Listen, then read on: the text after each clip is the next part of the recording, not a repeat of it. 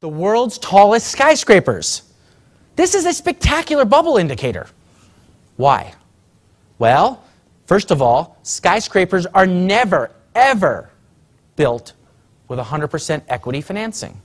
I've never heard of one. If anyone has, by the way, raise your hand, correct me. I'm happy to be corrected. They're generally built with borrowed money. All right, that's number one. Number two, world's tallest. By the way, anytime I say the word worlds with apostrophe S, I teach my students what should flash in the back of your mind at that point is hubris, hubris, overconfidence, hubris.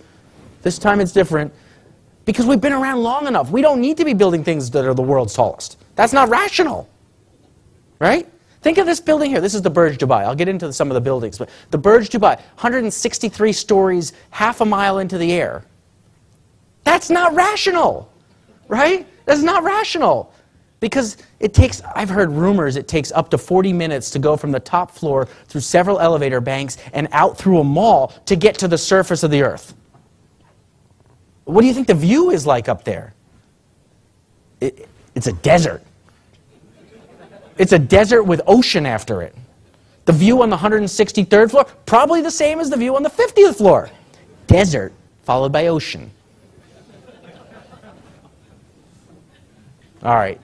Skyscrapers are also rarely, if ever, built by their intended tenants. So they're speculative by nature. It's usually a developer who steps into the scene and says, I'm going to build this, and I will therefore go and try to attract tenants.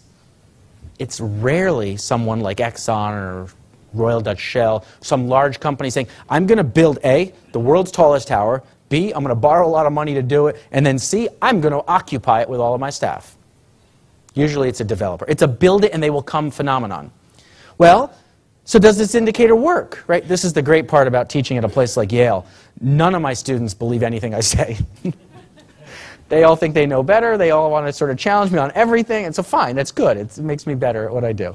And so they say, well, that's great, Professor Mansharamani, that's wonderful. But does it work? I said, well, yeah, let's go back and look through history.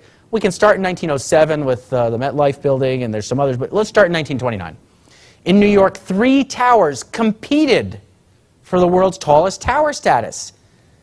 You had 40 Wall Street go up, and then shortly thereafter, the Chrysler building went up and erected a spire slightly taller because they wanted to be the world's tallest tower, followed by the Empire State Building, and then we got the Great Depression. 1973 and 74, we had the Sears Tower, or Willis Tower, or whatever it's called, go up, and then the World Trade Centers down in New York. You had a decade of stagflation that followed that. 1997, the world's tallest tower in the world was, does anyone here know? The Petronas Towers, exactly.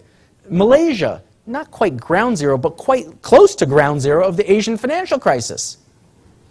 1999, the world's tallest tower went up in the center of what would argue, at least in a hardware sense, was the tech boom, right? Taipei 101 started going up. Literally, Taiwan was the center of tech hardware. And so Taipei 101 at 1999. And in 2007, this tower went up, deemed the largest freestanding structure in the world in July of 2007, quite literally within weeks of global equity markets peaking, before it was finished. Now, I think that precision is probably not something we should seek. That was probably coincidental. But nonetheless, this is a good indicator. A little preview of where I'm going with this. 5 of the 10 largest towers in the world under construction today are in China.